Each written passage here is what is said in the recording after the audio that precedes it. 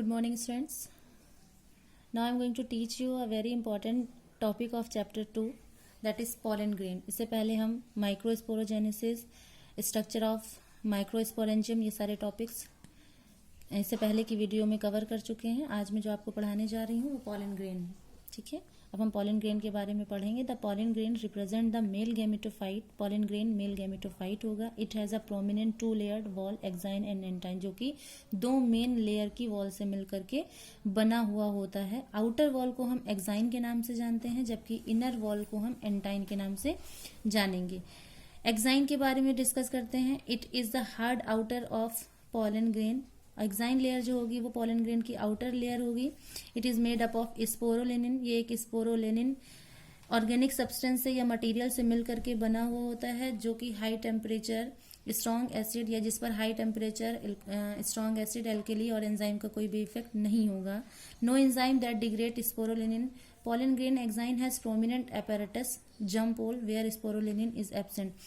pollen grain में exine layer के पास एक ऐसा पोर्शन पाया जाता है या पार्ट पाया जाता है जिसे हम जर्म पोल के नाम से जानेंगे. इस पोर्शन या इस पार्ट पे आपका स्पोरोलेनिन सब्सटेंस जो होगा वो नहीं पाया जाता है या वो एब्सेंट होगा completely. pollen grains are well preserved as fossils because of the presence of sporulenin. इसी हार्ड मटेरियल स्पोरुलिन की प्रेजेंस की वजह से ही pollen grains को फॉसिल्स के फॉर्म में प्रिजर्व करके भी रखा जाता है. नेक्स्ट हो जाएगा आपका जो दूसरी लेयर, जिसे हम इनर लेयर के नाम से जानते हैं या pollen grain की इनर लेयर कंसीडर करते हैं. इसको हम एंटाइन. It is a thin inner wall of pollen grain which is made up of the cellulose and pectin. Inner wall जो होगी आपके pollen grain की वो सेलुलोज और पेक्टिन, इन दो सब्सटेंस से मिल करके बनी हुई होती है. The cytoplasm of pollen grain is surrounded by a plasma membrane. जो pollen grain का साइटोप्लाज्म होता है बच्चों, वो प्लाज्मा मेम्ब्रेन से सराउंडेड होगा. When the pollen grain is mature, जब pollen grain मेच्योर हो जाएगा तो इसमें बहुत ही इंपॉर्टेंट 2 सेल्स डेवलप हो जाएंगी. उन इंपॉर्टेंट सेल्स को वेजिटेटिव सेल्स और जेनेरेटिव सेल्स के नाम से जाना जाता है. वेजिटेटिव सेल्स और जेनेरेटिव सेल्स ही वो 2 इंपॉर्टेंट सेल हैं pollen grain की, जो एग के फ्यूजन में या फर्टिलाइजेशन में सबसे इंपॉर्टेंट रोल प्ले करती हैं. ठीक है, अब वेजिटेटिव सेल्स क्या होंगी आपकी. Vegetative cell is bigger and has abundant food reserve and large irregularly shape nucleus. Vegetative cells जो होगी वो जेनरेटिव सेल के कंपेयर में आपकी इसका साइज बड़ा होगा और इसमें अबंडेंट अमाउंट में फूड जो होता है वो रिजर्व रहता है. इरेगुलर टाइप का या शेप का न्यूक्लियस इसमें वेजिटेटिव सेल में आपका प्रेजेंट होगा, जबकि जेनरेटिव सेल जो होगी वो वेजिटेटिव के कंपेयर में छोटी होगी और ये वेजिटेटिव सेल के साइटोप्लाज्म पर फ्लोट करती पाई जाती है. ठीक है, आई होप आपको समझ में आ गया होगा. ये मैंने स्ट्रक्चर बनाया है pollen grain का. इसमें आउटर जो लेयर है आप देख सकते हैं एक्साइन लेयर. ठीक है, इनर वॉल लेयर जो है या इनर जो लेयर है आपके pollen grain की, उसे हम एंटाइन के नाम से जानते हैं. इस पूरे स्ट्रक्चर में आप देखेंगे यहाँ पर एक ऐसा पोर्शन है जिसे हमने अभी बताया अर्लियर टॉपिक में आपको कि जर्म पोल एक ऐसा पोर्शन है जहाँ पर आपकी स्पोरोलेनिन सब्सटेंस जो है वो एब्सेंट होगा. ठीक है, उस पोर्शन को या उस जगह को हम जर्म पोल के नाम से जानते हैं. इसके अंदर डेंस साइटोप्लाज्म पाया जाता है. ठीक है, अप्रॉक्स अगर एक साइज देखें pollen grain का तो 25 से 50 माइक्रोमीटर तक एक pollen grain का नॉर्मल साइज होगा. ठीक, नेक्स्ट टॉपिक है आपका pollen प्रोडक्ट्स.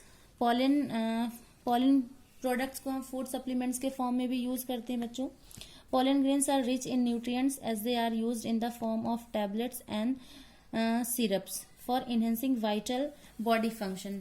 इसका न्यूट्रिटिव वैल्यू होने की वजह से या pollen grains की न्यूट्रिटिव वैल्यू होने की वजह से इसे हम न्यूट्रिएंट्स के फॉर्म में भी यूज करते हैं, इंस्टेंट एनर्जी लेने के लिए या किसी भी बॉडी को इंस्टेंट बूस्ट अप करने के लिए. ठीक है, इसको सिरप और टैबलेट्स के फॉर्म में लिया जाता है. नेक्स्ट टॉपिक है आपका pollen viability.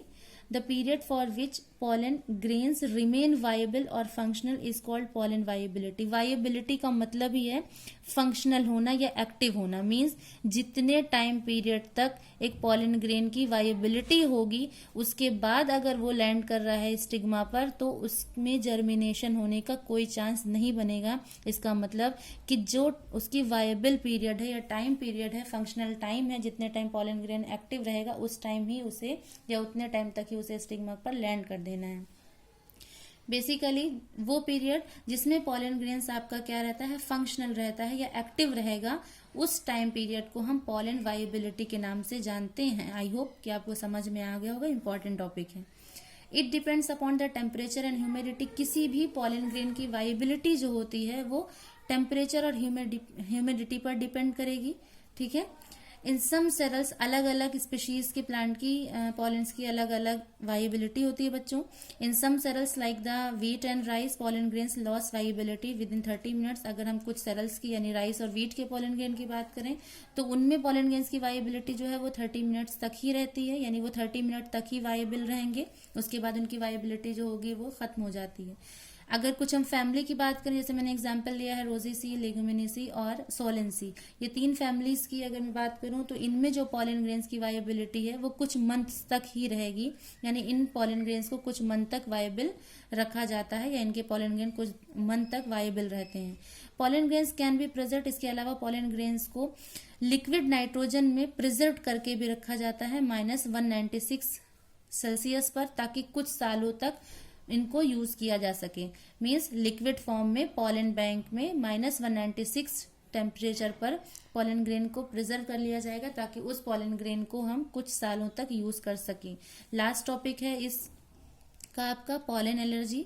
Pollen allergy means pollen grain के कांटेक्ट में आने पर, मीन्स जब किसी भी बॉडी को पॉलन ग्रेन के में एक्सपोज कराया जाता है तो उसमें कुछ सिम्टम्स दिखाई देंगे जिसको हम पॉलन एलर्जी के नाम से जानेंगे।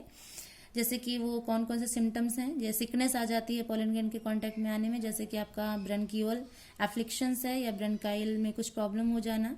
इन some people often leading to the chronic respiratory disorders, कुछ लोगों में क्रॉनिक डिसऑर्डर्स या क्रॉनिक रेस्पिरेटरी डिसऑर्डर भी डेवलप हो जाते हैं, जैसे कि अस्थमा और ब्रंकाइटिस। आई होप आपको मेरा लेक्चर समझ में आया होगा। अगर आपको कोई प्रॉब्लम है तो आप मुझसे डिस्कस कर सकते हैं। Thank you.